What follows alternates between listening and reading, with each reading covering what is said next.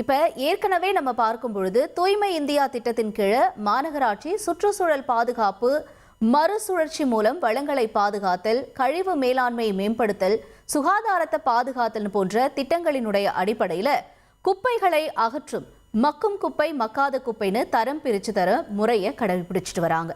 அதாவது இப்ப மக்கும் குப்பைகளா பார்க்கப்படுது இந்த காய்கறி, பழங்களுடைய கழிவுகள், மிஞ்சிய உணவுப் பொருட்கள், இந்த மாதிரியான பொருட்கள் எல்லாம் எளிதில் மக்கும் குப்பைகளா இருக்கிறதுனால பச்சை நிற தொட்டிலையும், அதே மாதிரி பிளாஸ்டிக் பொருட்கள், கண்ணாடி பாட்டில்கள், உலோகம், இரும்பு, அலுமினியம், அதே மாதிரி பழைய காலணிகள், இந்த மாதிரியான மக்காத குப்பைகளை நீல நிற தொட்டிலையும் நம்ம தெருவுக்கே வந்து சேகரிச்சுட்டு போறாங்க. மக்கும் குப்பைகள் உரமாக்கப்பட்டு நுண்ணுயிர் உரங்கள் தயாரிக்க பயன்படுத்தப்படுது. அதே மாதிரி மக்காத குப்பைகள், அதாவது நம்ம ஏற்கனவே சொன்ன மாதிரி பிளாஸ்டிக், கண்ணாடி, இது எல்லாமே மறுசுழற்சி செய்யப்பட்டு புதிய பொருட்களை தயாரிக்க பயன்படுத்தப்படுது. இப்ப இந்த நிலையில தான் சென்னை மாநகர பகுதிகளில் வசிக்கக்கூடிய பொதுமக்கள் தங்களோட வீடுகளில் தேங்கி இருக்கக்கூடிய பயன்படுத்த முடியாத அல்லது தேவையற்ற பழைய பொருட்களை சேகரித்து அகற்றுவதற்காக சென்னை மாநகராட்சி ஒரு புதிய சேவையை அறிமுகப்படுத்தியிருக்காங்க.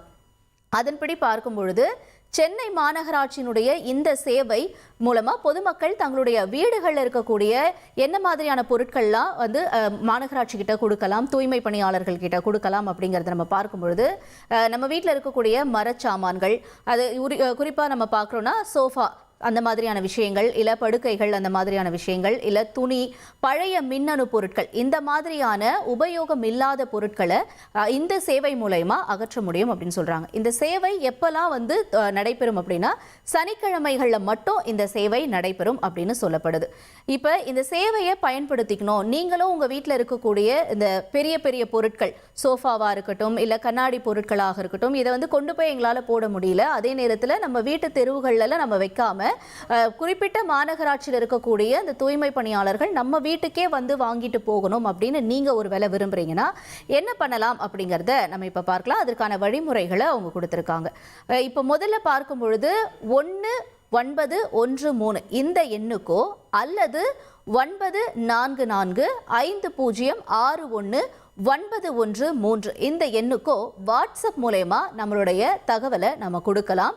இது என்ன ஆகும்னா கோரிக்கையா பதிவு செய்யப்படும். இல்லைனா நம்ம இந்த நம்பர் இல்லை, நான் வந்துட்டு வேற ஏதாவது ஆப் மூலயமா பண்ண முடியும்னா நம்ம சென்னை செயலி மூலயமா நீங்க உங்களுடைய கோரிக்கையை நீங்க பதிவு செய்யலாம்.